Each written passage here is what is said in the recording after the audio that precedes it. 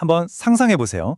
20년 경력 바이러스 전문가의 깊이 있는 노하우와 인공지능의 그 압도적인 속도가 만난다면 어떨까요?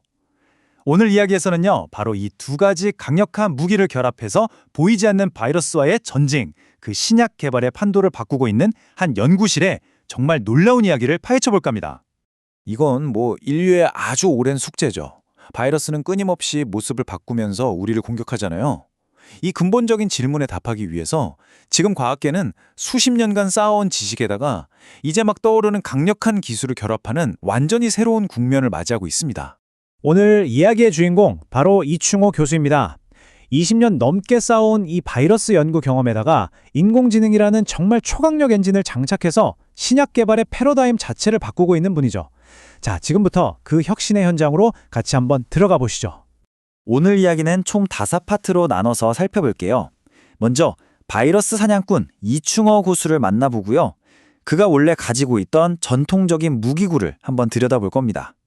그리고 어떻게 AI라는 새로운 무기를 손에 넣게 됐는지 그 전환점을 살펴본 뒤에 이 둘의 결합이 어떤 승리의 기록들을 만들어냈는지, 마지막으로 그가 그리는 미래를 위한 청사진은 뭔지 확인해 보겠습니다. 자, 첫 번째 파트, 바이러스 사냥꾼입니다. 여기서는 동국대학교 약학대학에 있는 약품 미생물학 연구실, 그러니까 보통 이충호 연구실, 리랩이라고 불리는 곳과 그들의 미션이 무엇인지 알아볼게요. 이 연구실의 목표 아주 명확합니다. 바이러스가 우리 몸의 세포를 어떻게 해킹해서 자기를 복제하는지 그 비밀 암호를 풀어내는 거예요.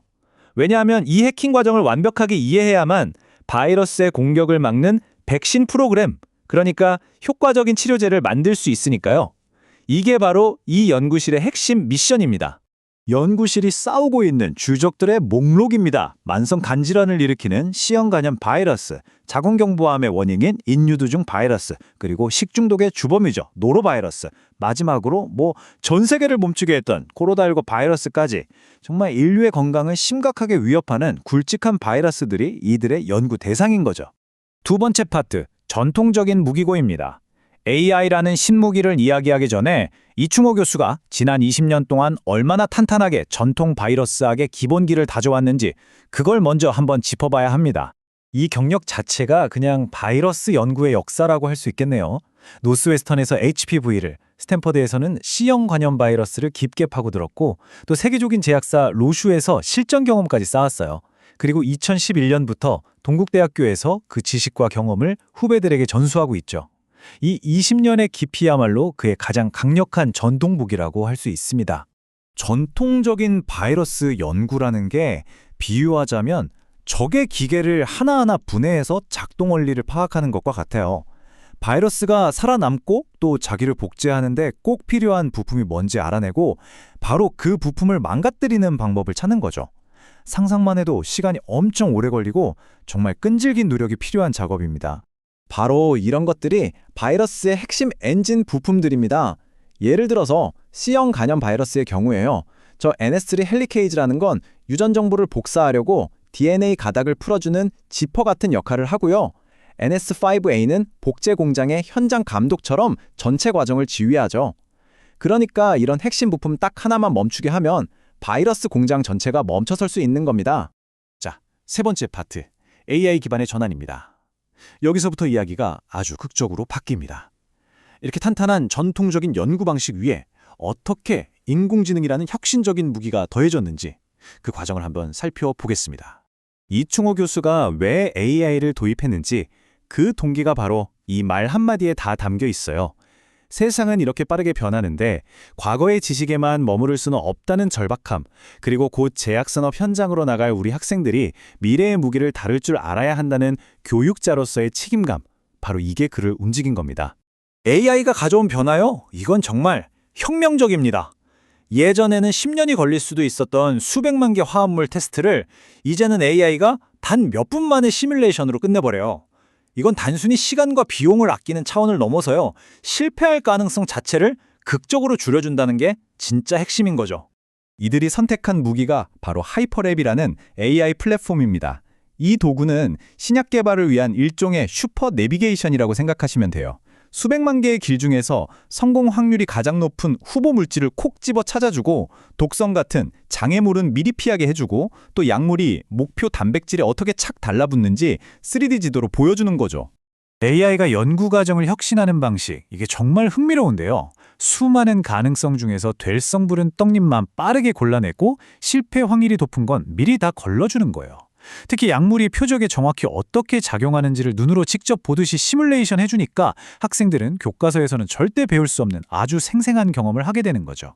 네 번째 파트, 승리의 기록입니다.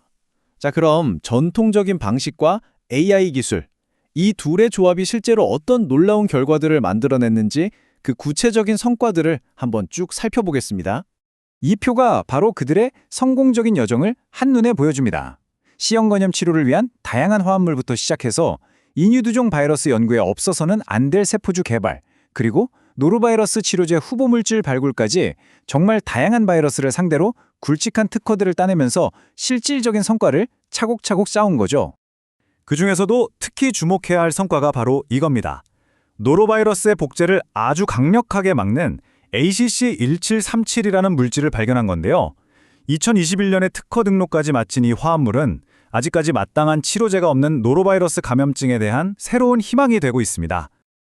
그리고 이들의 도전은 지금도 계속되고 있습니다. 최근에는 AI와 함께 단세포 유전체 분석이라는 최첨단 기술을 쓰고 있어요. 이게 뭐냐면 수만 명의 군중 속에서 한 사람 한 사람의 표정을 다 읽어내는 것처럼 바이러스에 감염된 세포 하나하나가 어떻게 다르게 반응하는지 정밀하게 분석하는 기술이거든요. 이걸로 코로나19를 막을 새로운 해법을 찾고 있는 겁니다. 자, 드디어 마지막 5번째 파트, 미래를 위한 청사진입니다. 이충호 교수의 이야기는 단순히 뛰어난 연구 성과에서 끝나지 않습니다. 그의 진짜 유산은 다음 세대의 과학자들을 어떻게 키워내고 있는지, 바로 그 점에 있습니다. 이 한마디가 그의 교육 철학을 그대로 보여줍니다. 그에게 AI는 더 이상 신기한 기술이 아니에요. 미래의 생명과학 연구에서는 없어서는 안 돼. 마치 우리가 실험할 때 현미경을 쓰는 것처럼 아주 기본적인 핵심 도구라는 거죠. 그는 이 철학을 교실에서 아주 적극적으로 실천하고 있습니다. 약대생들한테 직접 데이터 사이언스를 가르치고 구글의 제미나이 같은 AI 도구 특강도 열고요. 코딩을 전혀 모르는 학생들도 AI 플랫폼을 쉽게 쓸 수 있도록 이끌어주고 있어요. 이걸 통해서 학생들은 그냥 아스피린이 효과가 있다, 이렇게 외우는 게 아니라 왜 효과가 뛰어난지를 실제 데이터로 직접 확인하는 정말 살아있는 지식을 배우게 되는 겁니다. 이충호 교수의 연구실이 보여주는 것처럼 미래의 신약은 더 이상 실험실이나 서버실, 어느 한 곳에서만 태어나지 않을 겁니다. 그 둘이 만나는 바로 그 지점에서 데이터를 이해하는 생물학자와 생명을 이해하는 데이터 과학자의 협력을 통해서 탄생하겠죠. 어쩌면 그 미래는 바로 지금 이곳에서 시작되고 있는지도 모릅니다.